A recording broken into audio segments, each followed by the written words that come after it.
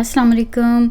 उम्मीद है आप सब खैरियत से होंगे और मेरी दुआ है अल्लाह पाक हम सबको सेहत, हिदायत और आफ़ियत के साथ रखें। आज के व्लॉग में आपके साथ अपनी एक रेनी डे की रूटीन शेयर करने जा रही हूँ और आपको दिखाती हूँ कि यहाँ पे टोरंटो में बारिश का मौसम कैसा है और कुछ बात भी करते हैं बारिश से रिलेटेड। सबसे पहले तो ये देखें, ये 19वें पारे में सूरह फुरकान की आयत नंबर 74 है, जिसमें अल्लाह पाक ने हमें अपने घर वालों के लिए एक बेहतरीन दुआ सिखाई है कि जिसमें हम अपने घर वालों के लिए जो दुआ करते हैं तो वो क्या है कि हमारे परवरदिगार हमें अपनी बीवी बच्चों से आँखों की ठंडक अता फरमा और हमें मुत्तकीन के लिए सरबराह बना दें। तो ये एक बेहतरीन दुआ है। इसको अगर हम अपनी हर फ़र्ज़ नमाज में पढ़ें ना तो ये बेहतरीन है।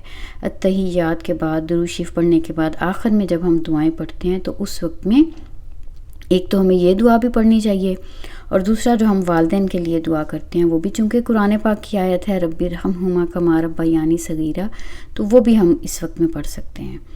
तो इन दुआओं का एहतमाम करना बहुत ही ज़रूरी है।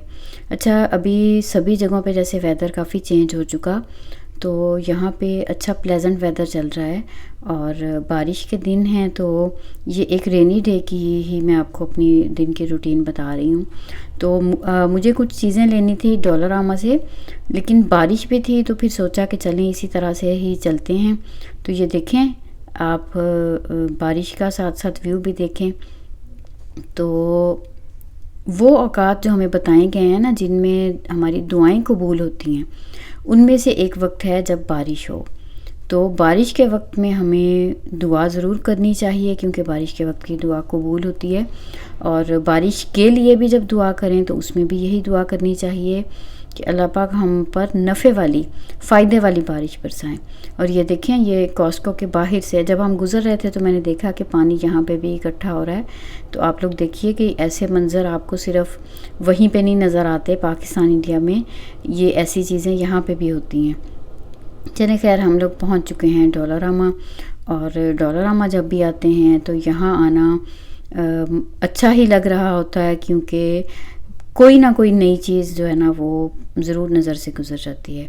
और मैं हमेशा डॉलरामा के बारे में एक बात करती हूँ कि ये जो डॉलर स्टोर होता है ना, एक तो दुनिया जहान की सारी चीज़ें यहाँ से मिल जाती हैं।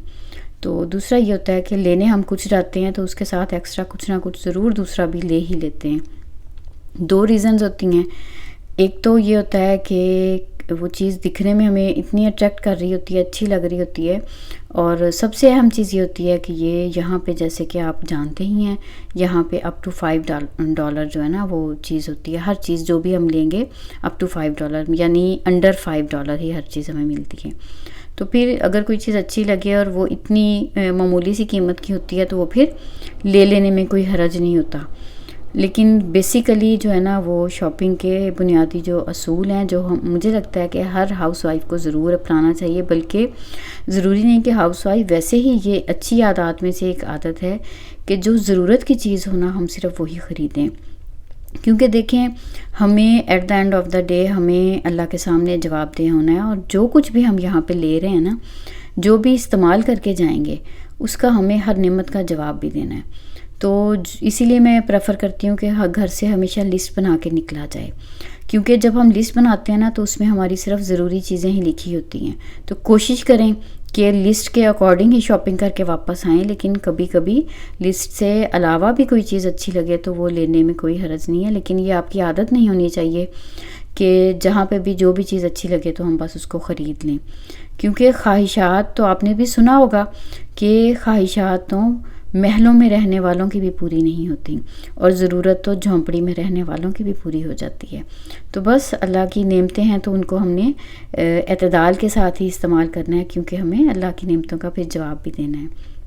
व्यू आपने देख लिया है, डोरामा में बहुत सी न्यू फाइंड्स होती हैं, बहुत सी नई चीज़ें होती हैं, और बच्चे तो ज़रूर कुछ ना कुछ उठा ही लेते हैं। और फिर हम भी ये सोच के कि अच्छा चलो $2-3 की चीज़ है, क्या है, तो फिर बच्चों को दिला ही देते हैं। लेकिन ये बच्चों को भी हर दफ़ा करने की चीज़ नहीं होती है। बच्चों की ट्रेनिंग में भी ये एक बहुत ज़रूरी चीज़ है कि बच्चों में भी ये आदत डेवलप नहीं करनी होती जब वो छोटे हों, कि वो जो चीज़ कहें हम उनको दिला दें। उनको भी कभी कोई चीज़ दिलाएं और कभी उनको मना करें, क्योंकि बच्चों को फेलियर फेस करना और इस बात का सीखना कि हमारी हर बात पूरी नहीं होगी, ज़िंदगी हमारी मर्ज़ी के मुताबिक नहीं गुजरेगी, ये भी हम पेरेंट्स नहीं सिखाना होता है। अच्छा जी, ये वापस चलते हैं डोरामा की तरफ। तो अभी देखें जुलाई में यहाँ पे कनाडा डे आता है, तो यहाँ पे कनाडा डे से रिलेटेड जो सारी चीज़ें हैं ना उसकी सेलिब्रेशन की वो स्टोर्स में आ चुकी हैं। बाकी समर से रिलेटेड चीज़ें जो होती हैं, बच्चों के टॉयज़ और जो स्पेशली इस वक्त में इनकी वाटर गन्स, वाटर बैलून्स वगैरह वो चीज़ें जो इनको इस वक्त में चाहिए होती हैं, वो ज़रूर इस वक्त में बहुत वैरायटी आ चुकी होती है। और बारबेक्यू की चीज़ें जो होती हैं वो भी बहुत ज़्यादा, क्योंकि इन स्टोर्स में ओवरऑल अगर बात करें तो जैसे जैसे जिस चीज़ का वक्त आता जाता है ना, वही चीज़ें फिर वो डिस्प्ले में होती हैं, क्योंकि सब लोगों ने वही चीज़ें ख़रीदनी होती हैं। तो इस तरह से खैर ये सारा जो है वो चलता रहता है। तो आप देखिए ज़रा कि यहाँ पे कितनी तरह की चीज़ें आपको ये सारी रेड और वाइट नज़र आएंगी, जिनके ऊपर कनाडा का फ्लैग बना हुआ होगा। तो चलिए जी, इवन ये घर में पहनने वाले आम स्लीपर्स भी देख लें, वो भी जो है ना ये सारे भी आपको इसमें नज़र आएंगे कनाडा का। वो फिर जैसे कहते हैं ना, कोई चीज़ छोड़ते ही नहीं है, हर चीज़ पे ही कनाडा का फ्लैग नज़र आएगा। तो बाकी कुछ मुझे पॉट्स वगैरह चाहिए थे, जो प्लांटर्स हैं उन वो कुछ देखने थे। तो बस ज़रूरत की जो चीज़ें थी वो हम लेके तो फिर वापस आ गए थे। और बारिश तो चल ही रही थी, और जब वापस आए तो फिर बारिश का मौसम हो तो उसमें पकौड़ों को तो ज़रूर ही दिल करता है कि ज़रूर बना लिए जाएं, लेकिन हर दफ़ा बनाए जाएं ये मुमकिन नहीं होता। तो फिर ये किया था कि चिकन पकौड़े जो हैं वो मैंने बनाए थे, और इसमें आपको थोड़ा सा बस उसका व्यू करवा देती हूँ, लेकिन उसकी कंप्लीट रेसिपी इंशाल्लाह मैं चिकन पकौड़ा की आपके साथ शेयर करूँगी अपनी आने वाली किसी वीडियो में। और बहुत ही ज़बरदस्त बने थे, बिल्कुल चाइनीज़ स्टाइल में। मैंने चिकन को और बाकी सारी वेजिटेबल्स जो थी उन सबको मैंने ग्रेट कर लिया था, और फिर उसके बाद मैंने ये चीज़ें जो है ना वो मिक्स करके तो ये बनाए थे। बहुत ही मज़े के ये बन गए थे। और खाने का जो है तो फ़िश करी जो बनाई थी। फ़िश अभी तक आपने मेरी वीडियोस में यही देखा होगा कि हम बेक कर लेते हैं। बेक्ड फ़िश जो है ना वो शौक़ से हमारे घर में खाई जाती है। तो ये जो फ़िश का सालन है ये मैंने इस सीज़न में फ़र्स्ट टाइम बनाया था, और लास्ट टाइम भी, क्योंकि सब ने ऐसे खाया बेदिली से कि अच्छा नहीं लगा जैसे। हालांकि बहुत अच्छा से मैंने अलग से इसका मसाला बना लिया था, और फ़िश के पीसेस थे उनको अलग से फ्राई कर लिया था और फिर इसको बनाया था। लेकिन ये कोई इतनी पसंद नहीं की गई हमारे घर में, क्योंकि बेक्ड फ़िश जो है ना वो हेल्दी भी होती है और वो ज़्यादा मज़े की लगती है।